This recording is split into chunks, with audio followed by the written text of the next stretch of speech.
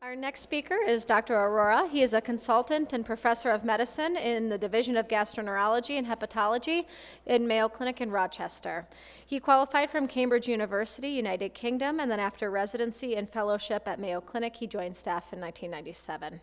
He has an interest in esophageal diseases and inpatient GI medicine and is actively involved in the Mayo Alex School of Medicine. Please help me welcome Dr. Arora.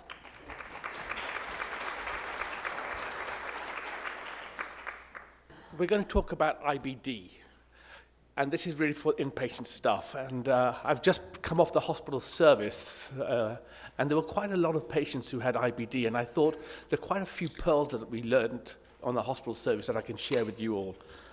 I'm not going to make it too specific with all these new biologic therapies, because I don't think is in your best interest, but I think there's a number of pearls that we can get through with inflammatory bowel disease in the Hospitalist.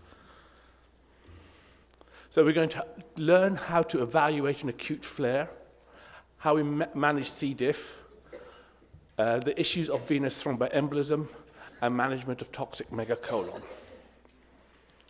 So when they're hospitalized, we have to assess the disease activity.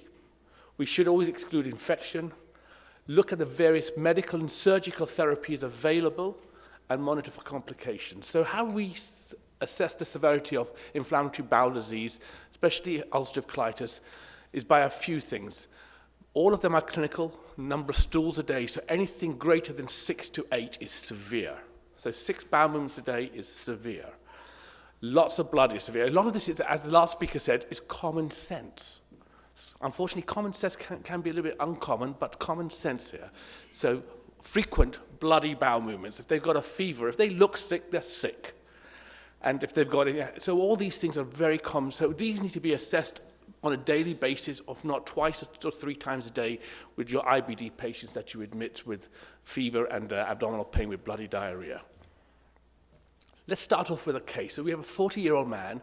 He's had a 3-day history of fever, abdominal pain, and diarrhea, up to 10 times a day with blood. So this is severe. He has a history of Crohn's disease. He's on azathioprine, and he's on infliximab. However, when you look at him, he doesn't look that sick.